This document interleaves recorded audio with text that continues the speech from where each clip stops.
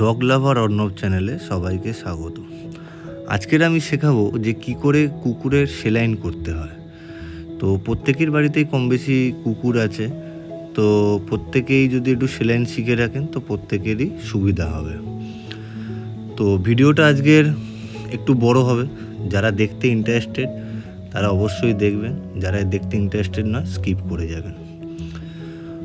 কুকুরের হচ্ছে সামনের পায়ে ভেন আর হচ্ছে পিছনের পায়ের ভেন আছে। তো সামনের পায়ের ভেনটা হচ্ছে স্ট্রেট।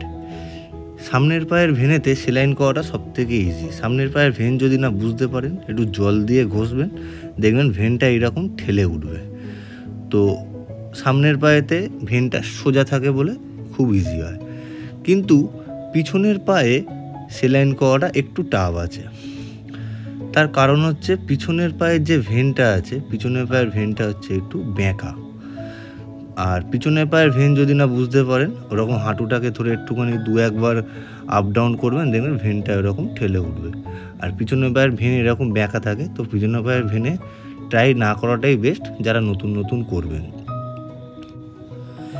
এখানে আমি মেজারমেন্টটা করে নিয়েছি, যে আমি ভেনটা বুঝতে পেরেছি আমি স্ট্রেট আছে। তো স্কিনেতে হচ্ছে 3টে লেয়ার থাকে, আর ভেনটা থাকে 3টে লেয়ারের নিচে।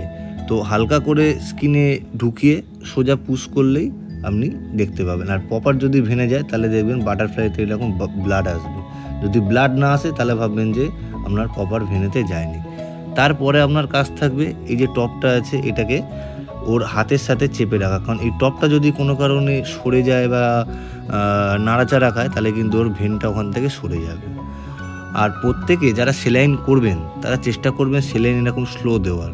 কারণ অনেকে তাড়াহুড়ো করে সেলাইন শেষ করার জন্য অনেক স্পিডে দেয়। তো স্পিডে দিলে কী হবে, কুকুরের কাঁপ আসে, এতে অনেক সমস্যা হতে পারে।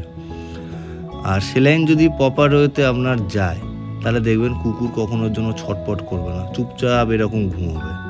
তো সেটা প্রত্যেকে নজর রাখবেন। সেলাইন দিয়ে ইঞ্জেকশান করার সময় প্রত্যেকে ইঞ্জেকশানটাকে স্লো পুশ করবেন। কারণ জোরে পুশ করলে কী হবে, আপনার ভেনেতে যে সূঁচটা লেগে আছে সেই সূঁচটা কিন্তু সরে যাওয়ার চান্সেস সবথেকে বেশি থাকে। তখন আবার আপনাকে নতুন করে আবার ভেনেতে ইঞ্জেকশানটা করতে হবে। সূঁচ যদি আপনার প্রপার ভেনেতে যায় তাহলে দেখবেন পায়েতে কোনো রকম ফুলবে না।